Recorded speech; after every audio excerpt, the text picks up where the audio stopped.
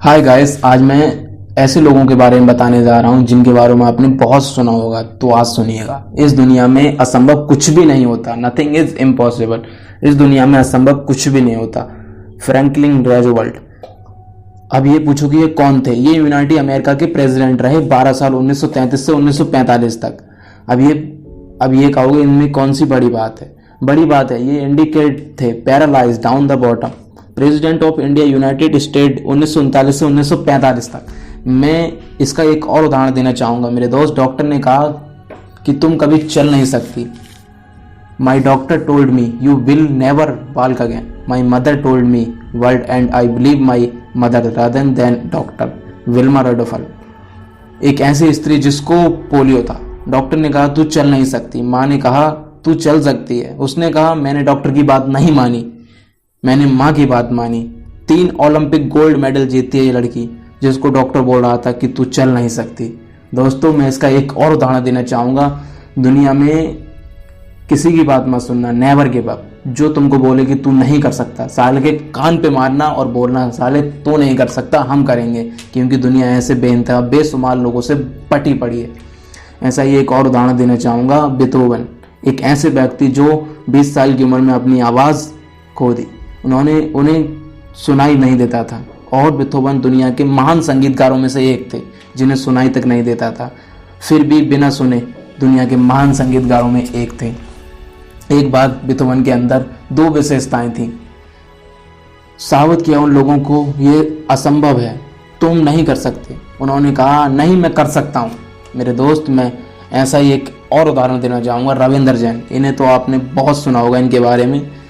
जिस व्यक्ति को जन्मजात से दिखाई नहीं देता हो, उससे कोई बोले कि तुम्हें संगीत की रचना करनी है, जैसे दिखाई कुछ भी नहीं देता हो, और उसने कल्पना करी।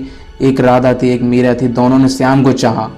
उसने कहा उसने राधा देखी, न श्याम देखा, न मीरा देखी कभी जीवन में, लेकिन कल्पना भर मात्र से उसने संगीत तैयार किया जो करोड़ों हिंदुस्तानियों के दिल में आज भी बसा हुआ है। असंभव कुछ भी नहीं होता मेरे दोस्त। Nothing is impossible. रामायण आती थी पहले तुम्हारे ज़माने और आज भी। याद होगा, पहले लोग आधे घंटे का रामायण का एपिसोड देखते थे। रामानंद सागर का ये आदमी था, उसके पीछे रविंद्र जैन, जिसने संगीत दिया था, जिसको कुछ दिखाई नहीं देता था। मेरे दोस्त, बिना देखे भी बहुत कुछ किया जा सकता है। It is impossible. जिसको दिखाई नहीं दे रहा हो वो कैसे कल्पना कर सकता है राम की, राधा की, कृष्ण की? लेकिन उसने कहा नहीं, इट इज़ पॉसिबल, मैं कर सकता हूँ। और उसने किसी की बात नहीं सुनी। सूरदास, इनकी कहानी तो आपने बहुत पढ़ी होगी 9th, 10th, 12th में, और बहुत अच्छे कवि थे। तो एक बार और सुनिएगा। बचपन से अंधे थे, जन्मजात अंधे थे। वैसे आप सभी ने सूरदास जी की कहानी पढ़ी होगी। लाखों छंद और किताबें लिखी इन्होंने। आपको जानकर हैरानी होगी, जो आदमी जन्मजात अंधा हो वो कैसे लिख सकता है। घर वालों ने भी निकाल दिया था घर से।